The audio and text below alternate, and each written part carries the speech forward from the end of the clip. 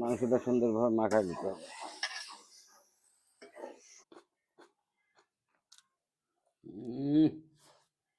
দারুণ স্বাদ।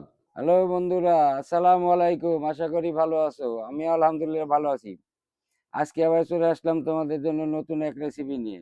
আজকে হাঁসের মাংস আর নতুন আলু দিয়ে ভুনা করবো আজকে আমি। এবার আমি কড়াইতে তেল দিয়ে দিব। এবার আমি পেঁয়াজ মরিচ দিয়ে দিব।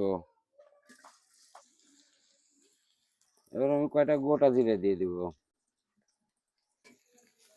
এই সুন্দরভাবে লেগে দেবো। যখন বাদামি কালার হবে তখন আমি মশলা দিয়ে দেবো। এবারে আমি তেজপাতা, এলাচ, দারচিনি, লং এগুলো দিয়ে দিব।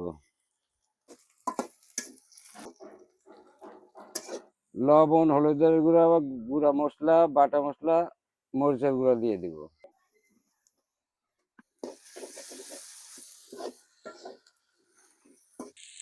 হালকা করে একটু পানি দিয়ে দিব। হাঁসের মাংসের মশলা দিয়ে দিব।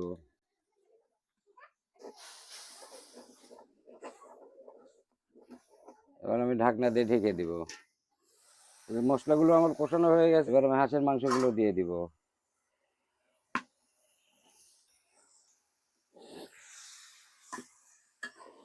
মাংসটা সুন্দরভাবে মাখা দিতে হবে।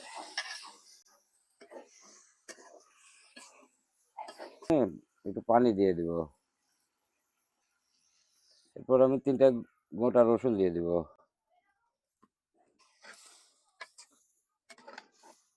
এবার আমি ঢাকনা দিয়ে ঢেকে দিব। এবার আমি ভালো করে একটু নেড়ে দিব। এবার আমি এই যে নতুন আলু দিয়ে দেবো, এই যে সুন্দর করে কেটে নিছি আলুগুলো আমি দিয়ে দিব। এবার নেড়ে দিব।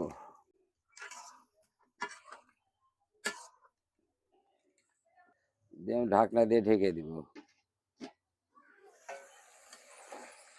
এই যে আমার কষানো হয়ে গেছে। এবার আমি ঝোলের পানি দিব।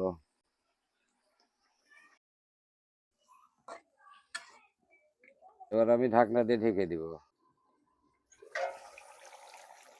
এই যে মাংসটা আমার প্রায় হয়েই গেছে। এবার আমি একটু জিরে গুঁড়া দিয়ে দিব।